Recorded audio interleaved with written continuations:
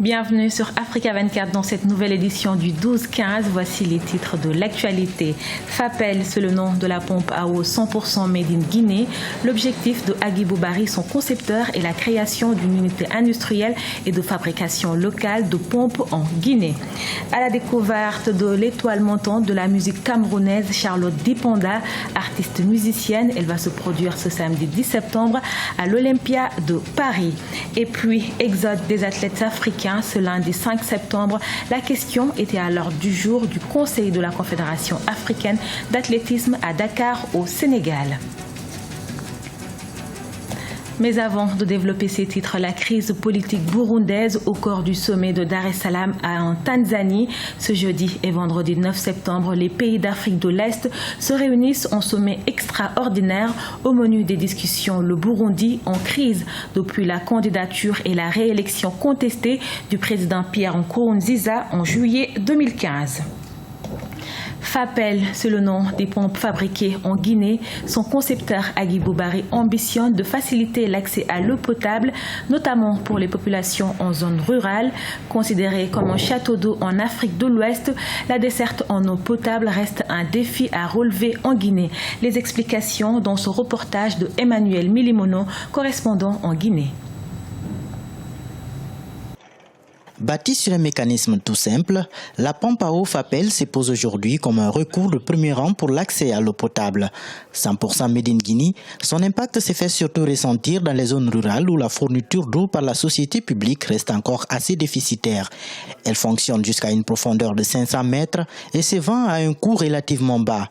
Son promoteur a pour ambition de la vulgariser en la rendant accessible dans toutes les localités du pays. La problématique de l'eau, ça se pose partout, vous le savez. Les Guinéens, surtout à l'intérieur, au niveau des paysans. Vous avez aussi des problèmes d'irrigation aussi pendant la saison sèche. Donc à travers ces pompes, non seulement on pouvait irriguer pendant toute la saison et aussi avoir de l'eau potable. C'est dans les années 2000 que le premier échantillon a vu le jour et son initiateur Agibou Barry obtient un brevet d'invention 3 ans plus tard.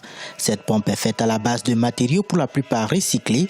Le fabricant a pris toutes les mesures d'hygiène afin de permettre aux populations d'accéder à l'eau potable en toute sécurité. L'entreprise FAPEL, fabrication des pompes à eau de l'Abbé, propose des produits dont les prix varient entre 1 500 000 et 7 500 000 francs guinéens, soit respectivement 100 à 500 000 francs CFA.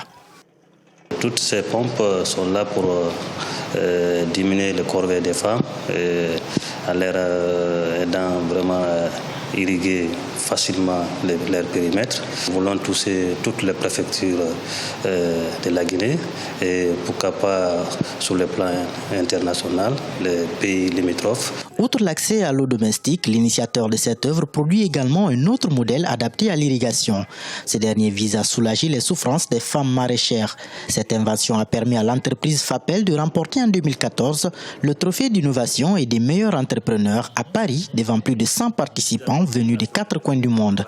Le constructeur compte désormais faire de son atelier une véritable unité industrielle dans les années à venir. Au Soudan, le président Omar El-Béchir a annoncé ce mercredi le retour de la paix au Darfour.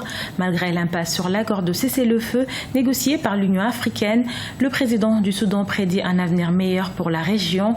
Pour rappel, cet accord visait à mettre fin au conflit opposant depuis 2003 les forces du président El-Béchir à des insurgés appartenant à des minorités ethniques, des combats qui ont coûté la vie à 300 000 civils et militaires et 2,5 millions de déplacés. Le financement du terrorisme par le blanchiment de capitaux fait perdre aux États engagés dans cette lutte des milliards de francs CFA. C'est pour trouver des solutions à ce fléau que le groupe d'action contre le blanchiment d'argent en Afrique centrale a mené des concertations à Douala les 2 et 5 septembre. Les conclusions de cette rencontre dans ce reportage de notre correspondant Chérif Ousmane Bardonka, commenté par Deo Gracias Podo. Le Cameroun, comme la quasi-totalité des pays engagés dans la lutte contre le terrorisme, est victime du blanchiment de capitaux et du financement du terrorisme. C'est l'essentiel du rapport du groupe d'action contre le blanchiment d'argent en Afrique centrale, publié le 5 septembre 2016. En outre, L'Agence nationale d'investigation financière, l'ANIF, a relevé des soupçons de blanchiment de capitaux sous plusieurs formes. Blanchir de l'argent, c'est de donner un aspect licite à des sommes qui auront été acquises de manière illicite. Donc cela peut être le fait de la vente de drogue, ça peut être le fait du trafic des êtres humains, ça peut être le fait de la cybercriminalité, cela peut être le fait de la grande escroquerie. Au Cameroun, on parle de faits manières. C'est quand on a commis une infraction sous-jacente que l'on peut blanchir de l'argent. Les ONG et les établissements bancaires sont ainsi mis en cause. Ce sont des milliers de francs CFA qui sont transférés dans des comptes particuliers sans aucune traçabilité. Des sommes d'argent qui permettraient de financer des activités illicites, notamment le terrorisme. Les flux financiers sont importants.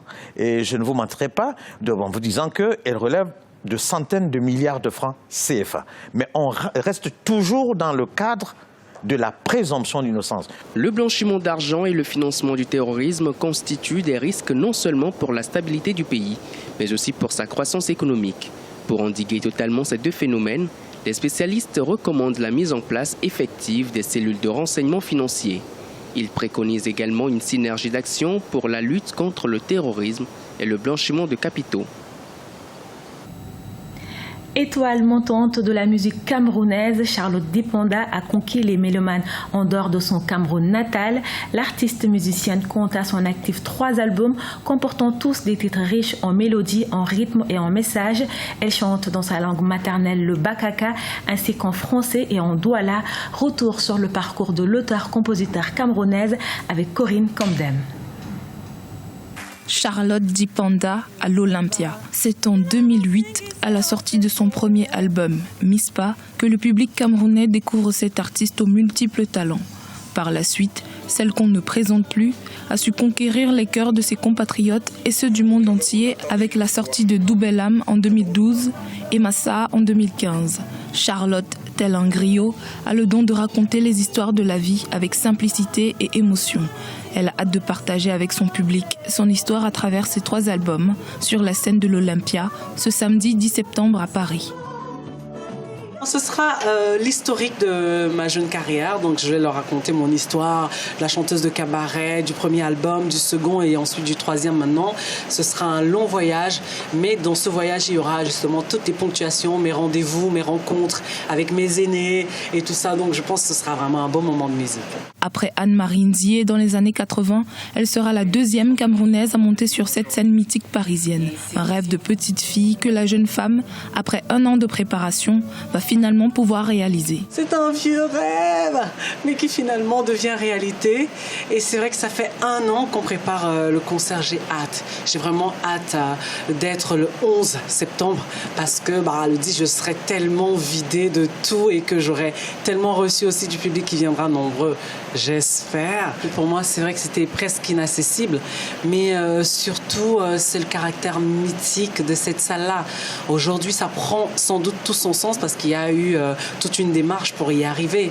Mais vraiment, je le savoure avec tellement de lucidité. Je me dis, est-ce que c'est vraiment moi ? Est-ce que c'est vraiment le moment ? Je pense que oui. Avec cette force, cet attachement aux histoires qui donne à sa musique une sensibilité universelle, son public s'impatiente de découvrir cette nouvelle Charlotte que l'artiste camerounaise a hâte de présenter sur la scène de l'Olympia. À la page sport, pour concourir aux compétitions internationales, les athlètes africains sont de plus en plus nombreux à prendre la nationalité de pays étrangers, un phénomène grandissant qui met mal les sélections africaines et qui a fait l'objet d'un débat à l'ouverture du Conseil de la Confédération africaine d'athlétisme. Graziella Tchakounté nous en dit plus. Le phénomène n'est pas nouveau, mais son ampleur inquiète. Attiré par la promesse de meilleures conditions d'entraînement et la perspective du confort matériel, de plus en plus d'athlètes africains décident de changer de nationalité au profit des pays européens, mais aussi du Qatar et de Bahreïn. Un choix qui ne procède pas toujours d'un attachement du cœur, mais qui ouvre la porte à l'extraordinaire opportunité de participer aux grands rendez-vous internationaux. Le système d'encadrement doit se remettre en cause en même temps que des individus doivent se remettre en cause pour pouvoir arriver à comprendre que leur rôle, l'objectif final de leur fonction, c'est l'athlète. Et tant qu'on a des athlètes qui se plaignent, ceux qui encadrent doivent se poser des questions au lieu d'accuser les encadrés. C'est aussi l'environnement dans lequel ils se préparent. C'est aussi les infrastructures sur lesquelles ils se préparent. C'est aussi le timing de la préparation. Tout cela compte et tout cela doit être pris en compte par ceux qui doivent le mettre en œuvre. L'athlétisme est sans doute la discipline la plus touchée. C'est en effet Ruth Djebet, 19 ans, née au Kenya, qui a offert à Bahreïn la première médaille d'or olympique de son histoire. La Confédération africaine d'athlétisme réclame des mesures fortes pour contrer l'exode des talents africains. La réglementation sur les changements de nationalité doit être revue. Ce qui se passe dans les compétitions internationales gêne tout le monde. Même dans les pays d'accueil, on commence à se plaindre du nombre de plus en plus important d'athlètes africains. Certains évoquent même une invasion des athlètes africains. Les règles actuelles sont pourtant déjà contraignantes. Un athlète ayant déjà défendu les couleurs d'un pays doit attendre 3 ans pour changer de nationalité sportive. Il faudra donc s'attendre à un durcissement des lois sur les nationalités si la démarche entreprise par la Confédération africaine d'athlétisme venait à aboutir. Ce journal a été réalisé par l'ensemble de la rédaction. Nous vous remercions de votre fidélité. Dans un instant, une nouvelle édition de l'actualité sur Africa 24.